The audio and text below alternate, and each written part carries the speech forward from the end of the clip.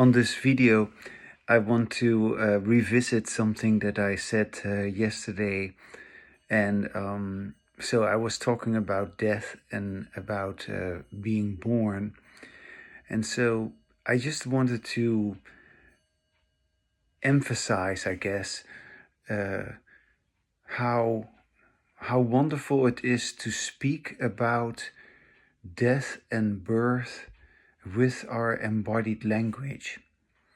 And everybody who hears this can agree with me that people, when they have any kind of conversation about death, yeah, and of course people generally don't have much conversation about death, because people don't like to talk about death.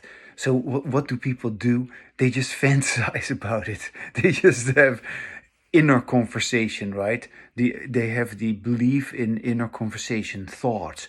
They believe to have ideas about it, beliefs about it, about death. And all of that's just fantasy, right?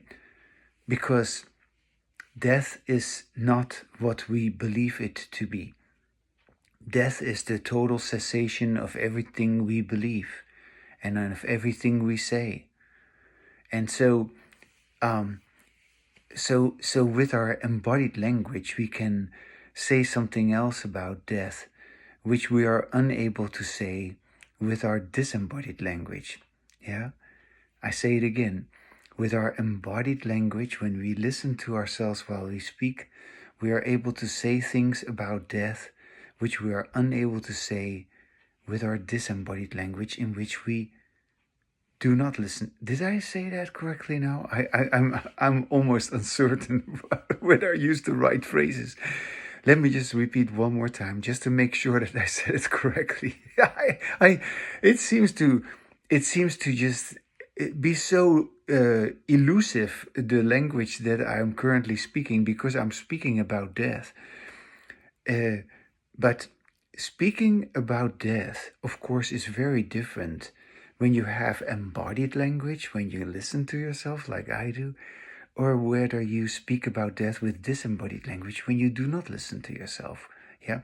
So even if you would speak about death with people, of course, when people speak about death, they only speak about it in these weird platitudes, during a funeral, like may she rest in peace and all that kind of stuff. And oh yeah, in heaven, and all this stuff about afterlife and about religion and about, I don't know, that it's all just so silly in a sense that people have all these beliefs about afterlife, when in fact, of course, we all know that it is not true. Yeah. But only in embodied language can we begin to admit that it is so. And also in embodied language, we can also begin to realize, like, wow, isn't that also interesting that we have such a, yeah, you could say, obsession in a sense about death. Yeah, we make a big deal about death. Death is not a big deal. Any human being dies, Every human being always dies. And then everything is gone about that person. And that person will never return. And so, but no, because we cannot admit it, or we cannot accept it, or because we had wanted to continue. There's all these reasons why we keep on fantasizing about stuff which does not really happen. But it is all about death. It's very strange that, where we go after we die, isn't that the same place or the same whatever nothingness as where we came from? Yeah. So you could say from where we are born is the same as where we have been when we were dead. Yeah. How did we come into being? You can say, okay, there's a sperm cell and there's an egg cell, and they come together in the womb, and then you get a little embryo.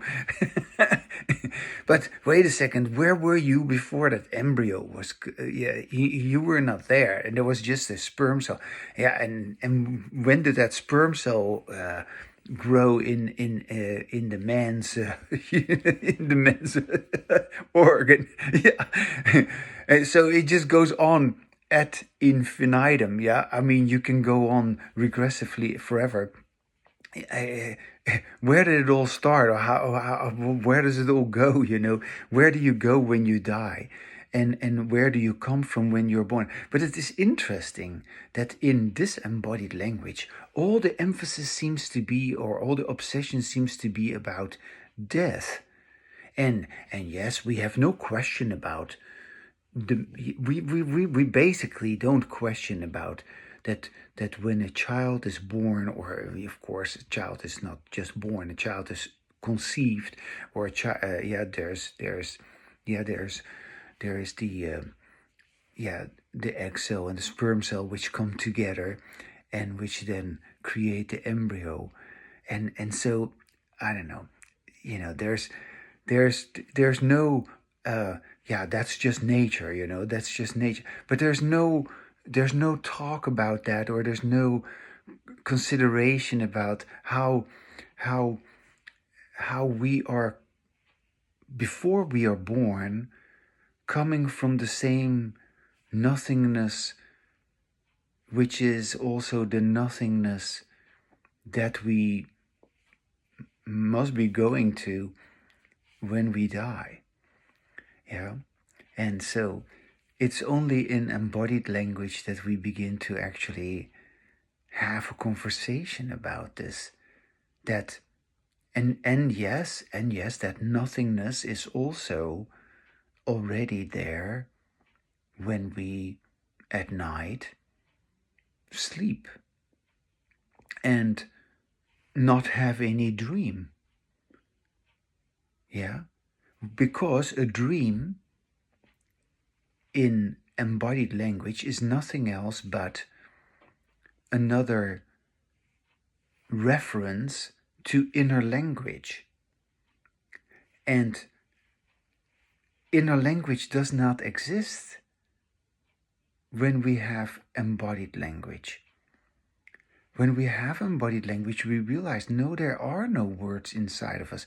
All of what we imagine when we are not talking, when we are not hearing ourselves, when we're not writing, when we're not reading, when we're not busy with language, all that we imagine that happens inside of us, the private speech that we say we have, the dreams that we have, the imagination that we have, all of that is just a product of our disembodied language. In embodied language, when we stop talking, there is nothingness. And that nothingness was already there before we started talking. So we are temporarily having language when we speak and when we hear something, or when something is written and when we read something, or when we write something. And then when we stop writing, when we stop reading, when we stop listening, when we stop speaking, there is no language. We are without language. And we are therefore without a dream.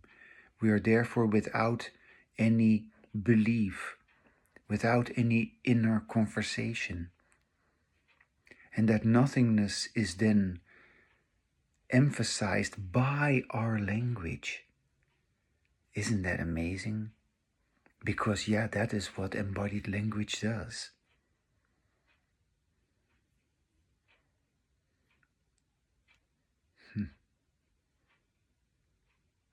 And to go on with embodied language surely is your language enlightenment, for sure.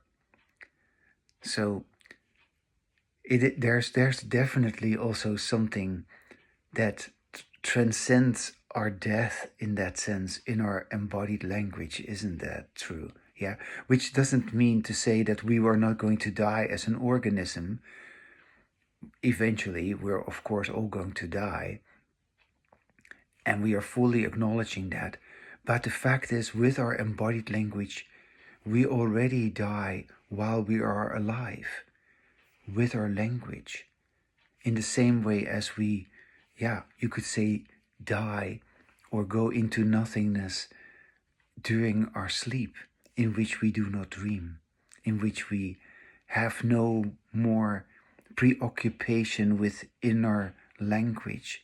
Yeah, and that's why we do not dream. We have said everything consciously, and there are no dreams.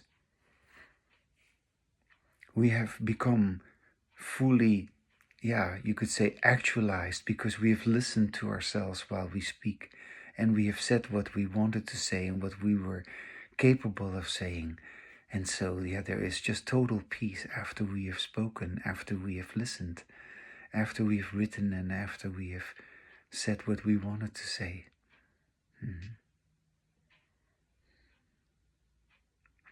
I'm now going to close my eyes for a little bit.